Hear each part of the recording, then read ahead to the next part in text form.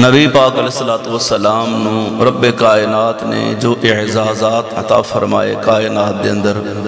اور کسے نبی رسول نو اے عطاواں نہیں ملیاں۔ دوسری بات کہ نبی دو عالم صلی اللہ علیہ وآلہ وبارک وسلم دیاں اے شانہ دا اظہار رب کائنات نے اس وجہ تو بھی فرمایا کہ اللہ نے ہر نبی نو مختلف شانہ عطا فرمائیاں، صفتاں عطا فرمائیاں اور ساریاں کٹھیاں کر کے اپنے محبوب نو عطا فرمائیاں، اور محبوب علیہ السلام نو پھر سارے نبیاں دا امام بنایا، اور نبی پاک علیہ السلام نو انہاں دے امام بنا کے ایک پیغام دیتا کہ آدم تو لے کے عیسیٰ علیہ السلام تک جتنے بھی نبی رسول آئے وہ شان آلے، مقام آلے، احترام آلے، اور انہاں دے وچوں ایسے سے نبی بھی سن کہ مردے زندہ کرن آلے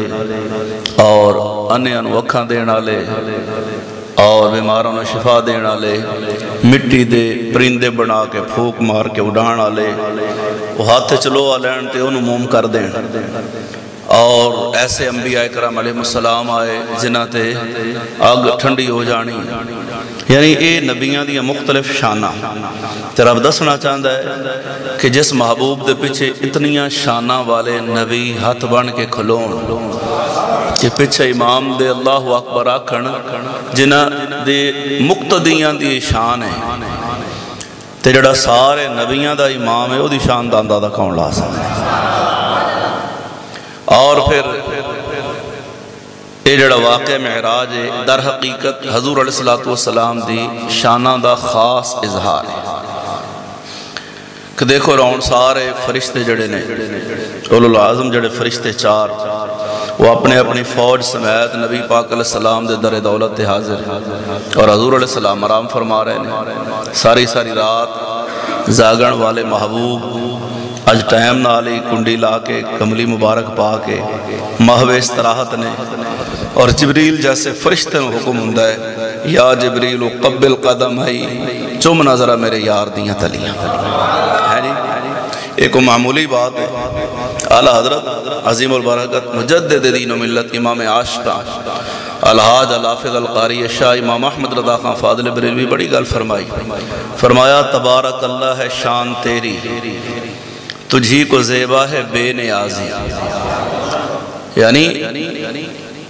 نبی پاک علیہ السلام دی جو آنکھ مبارک کھل دی ہے تے جبریل حضور دی بارگاہ چاہت کر دے یا رسول اللہ ان اللہ اشتاقا الى لقائک یا رسول اللہ، یا رسول اللہ آج اللہ پاک توڑے دیدار دا مشتاق ہے۔ یہ دا مطلب نہیں بھی حضور علیہ السلام کوئی ایک لمحہ بھی اللہ پاک دے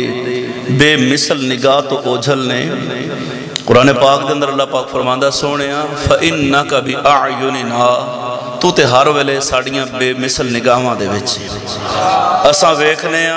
ویکھن واسطے آنکھ دے محتاج ہاں، لیکن اللہ سمیع بھی ہے بصیر بھی ہے، یعنی اللہ خوب سندہ بھی ہے تے خوب ویکھدہ بھی ہے، لیکن او اعضائے بدنیاں دا محتاج نہیں۔ اللہ سندہ ہے بغیر کرنا تو، اللہ ویکھدہ ہے بغیر اکھ تو، رب بولدہ ہے بغیر زبان تو، او کیویں بولنا ہے کیویں ویکھدہ ہے اے او دیاں شانہ نے اوہی جاندہ ہے۔